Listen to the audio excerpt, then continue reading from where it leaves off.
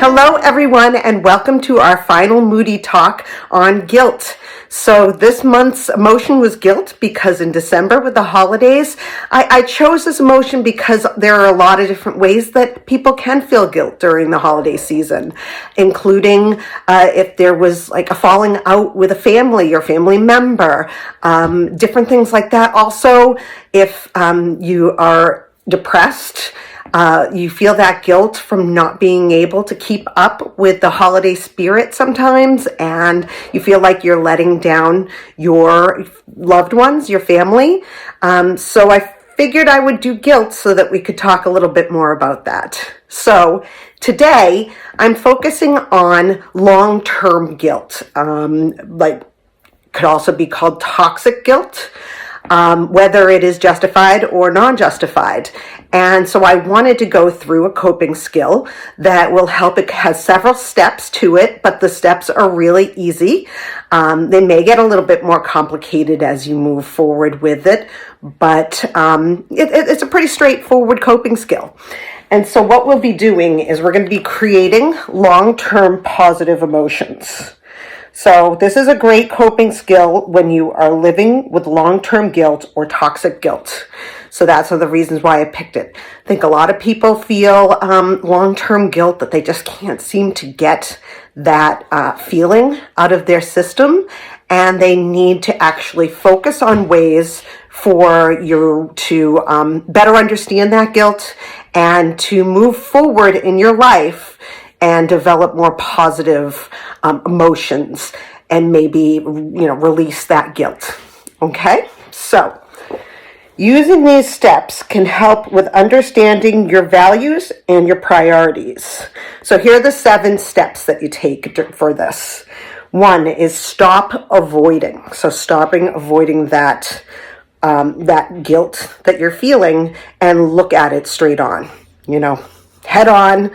This is the guilt that I'm feeling, and I'm not going to try to hide from it, okay?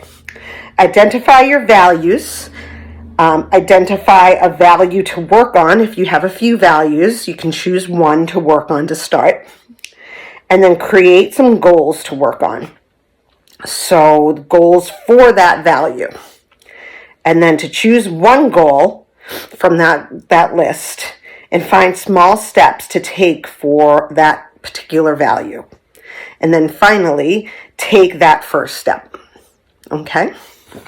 So I'm going to go into it a bit deeper, but that's the overall to start. And it sounds a little bit more complicated because it's got these 7 steps, but honestly, it flows more while you start to do it because you automatically go to the next step without even realizing it. Okay, but this also pulls you back from that and allows you to really sink in and do each step.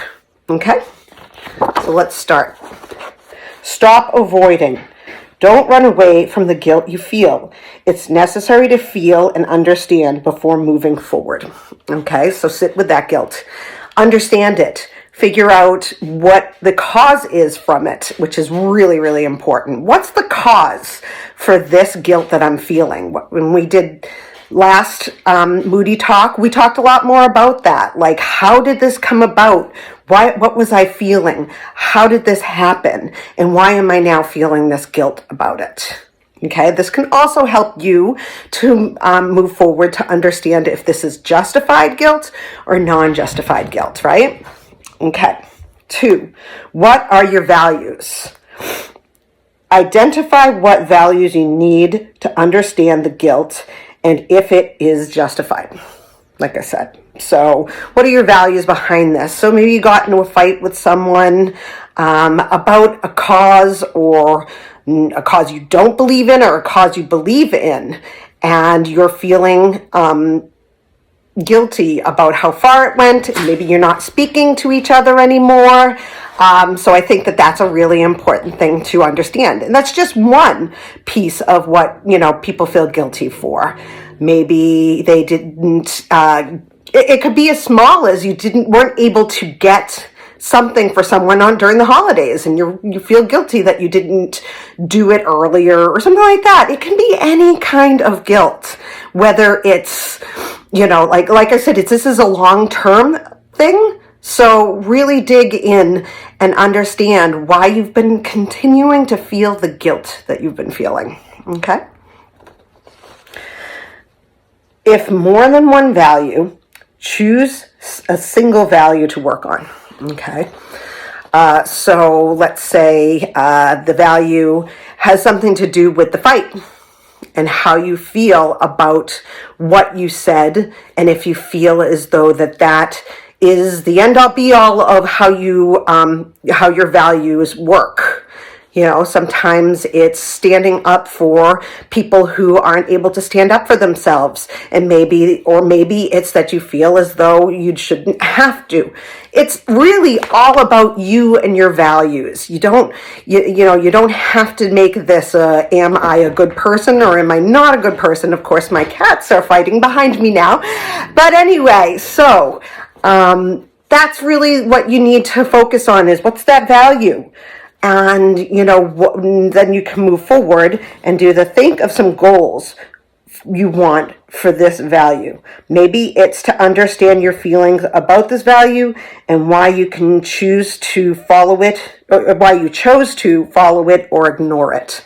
So this is where your value comes in that you had, and you're understanding the cores of that value that you have. And now you need to think of a goal to move forward with that value. Okay? Next. 5. Choose one goal to work on immediately. Okay?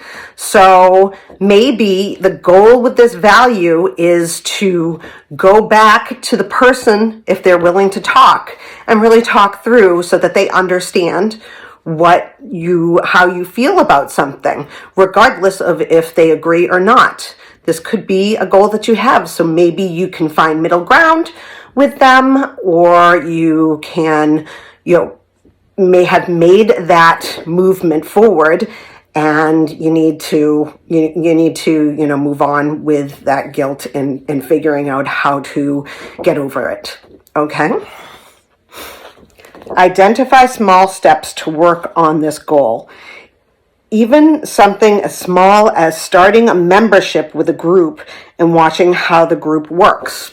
So I chose this as an example because maybe your values are for a certain community, and you feel as though your values and their values match up, which is what you really want to do with your life in general. You want to meet people who feel the same way that you do, right? So maybe it's taking a step towards being in a group that has the same values you do, and getting used to being in that group. Maybe you're shy. Maybe you don't really feel as though you're comfortable moving like really fast with the group. Just making a small step, right? And then you need to take that small step immediately, regardless of nerves or talking yourself out of making this first step. So these are the 7 steps for that, creating that long-term, positive emotion that may come from that guilt. So I feel as though it's important for people to understand that, your values are yours. You feel them for a reason. You have them for a reason. And, regardless of what others feel, these are the values that you've set for yourself. And when you step out of that value, you do the opposite of what that value usually needs. That's where guilt comes in. Okay? I'm not raising like awareness of which one way you should feel or another, because that's not this goal. That's not this coping skill. This coping skill is to have you figure out what that value is, if you broke it or not. So if it's justified or non-justified guilt. And then you need to move forward to give yourself a more positive outlook of what happened. Maybe that's, like I said, going back to the person and talking with them a bit more about what's happened and why you have that value. And, maybe they still don't believe in that value and you don't agree on it, but you made that step to rectify that fight. and to move forward with, letting go of guilt, letting go of the guilt that happens with that. And maybe, like I said, you find a community, because it's important for people to find values that they have with other people. Because ultimately, if you don't have the same values as a community you're in, you're going to jump into a different kind of guilt, which is actually shame. Because shame is the values of a community you're in, and you've broken them. And so that's the difference between guilt and shame. Is guilt is your individual values, and if you broke that individual value, whereas shame comes from being in a community of people and not doing what they do, or they don't have the same values, and you feel ashamed because you don't follow the same values as the people that you're hanging out with, the community you're in. Okay? So I hope that this helped. I'm going to put the worksheets again on my site.